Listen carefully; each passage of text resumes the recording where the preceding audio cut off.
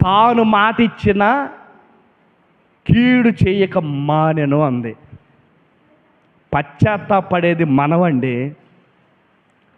పశ్చాత్తాపడతాం, కన్నీళ్ళు విడుస్తాం, కన్నీళ్ళు కార్చి అయ్యా ప్రభువా నన్ను క్షమించు అని పశ్చాత్తాపడి కుమిలిపోయేది మనమైతే, తన ప్రజల యొక్క రక్షణ నిమిత్తమై తన ప్రజలను కాపాడటానికి, తన ప్రజలకి ఏ మరణము రాకూడదని, ఏ దుర్గతి వారిలోనికి రాకూడదని దేవుడే వారి పక్షము నుండి నినివే పట్టణస్థుల కొరకు పశ్చాత్తాపుడై ఉన్నాడంట.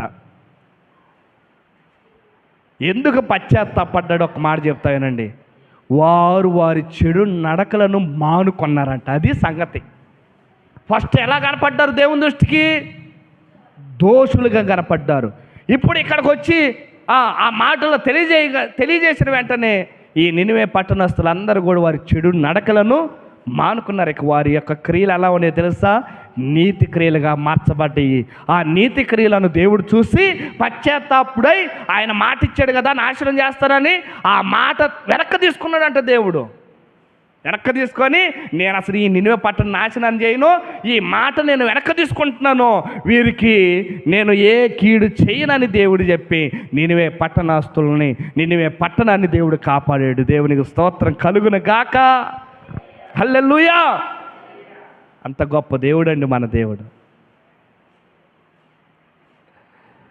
ఒకవేళ తెలియక నువ్వు తప్పు చేసేవేమో, ఒకవేళ దేవుని దృష్టిలో నువ్వు చెడు నడక నడుస్తూ ఉన్నావేమో, ఒకవేళ మన జీవితం దేవునికి ఆయాస్కరంగా ఉందేమో, నా ప్రియమైన దేవుని బిడ్డలారా, ఆ నినివే పట్టణస్థులు వారి దోషమును బట్టి, వారి పాపమును బట్టి, వారి యొక్క అపరాధములను బట్టి దేవుని దగ్గర వారి దోషాలన్నీ ఒప్పుకొని విడిచిపెట్టి మానుకున్నారు.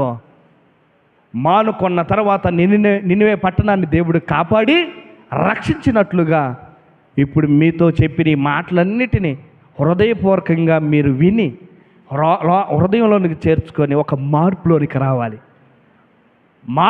రావాలి. మారు మనసు పొందాలి. ఈ మాటలను అంగీకరించి ఎప్పుడైతే నీ నడకను శుద్ధి చేసుకుంటావో, నీ నడకను మార్చుకుంటావో, నీ క్రియలన్నిటినీ దేవునికి ఇష్టంగా మార్చుకుంటావో, అప్పుడు దేవుడు నీ కుటుంబాన్ని, నిన్ను దేవుడు దీవించి రక్షించి దేవుడు ఆశీర్వదించునుగాక. ఆమేన్, ఆమేన్, ఆమేన్. ప్రార్థన చేసుకుందాం. తలలో వంచండి, మోకరించండి, ప్రార్థన చేసుకుందాం. స్తోత్రము నాయన, స్తోత్రము, స్తుతి, స్తుతి, స్తుతి.